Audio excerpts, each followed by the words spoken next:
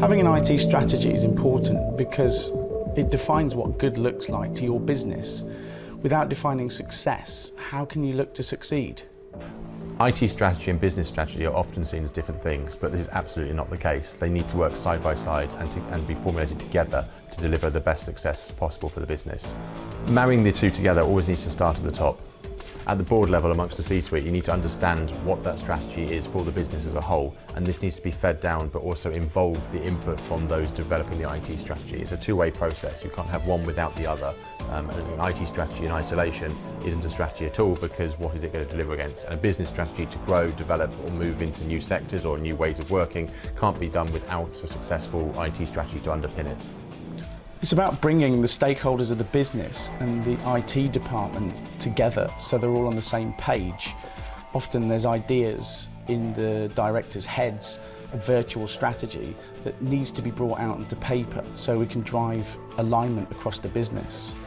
Often in stakeholder meetings, when we're working with people to develop a strategy, it often comes out that they have this information sort of locked away inside them. It's not that there is no strategy or they're working in the dark, it's that it hasn't been formalised and put down in such a structured way. Often when we explain this to people and we bring out the elements of a strategy and write them down, they look and go, well, that's kind of what we've been doing all along, but now you've got it out there, it's crystal clear to us and everyone can understand it, we're all on the same page and we know what we're trying to do. In that respect, it's often very valuable to do, but also isn't always reinventing the wheel.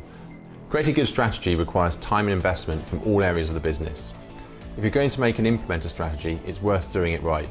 Often, having a bad strategy is worse than having no strategy at all. So we need to think about the risks that are involved. Of those risks, what are the most important ones and how we're going to tackle them. Quite often IT projects deliver against the most annoying problem or those who shout the loudest, and that's not always the best use of time or resource. So in order to help the business in the areas that it's most affected by, we need to start by identifying the top risks. Those risks can be things such as compliance risks, security risks, technological risks to do with hardware lifecycle, hardware warranties, and just also having the right equipment for the purpose. Is it fit for purpose? Does it do what we need? Once we've identified those areas, we can make sure that we're tackling the ones which the business perceives to be the most important and most relevant to its success.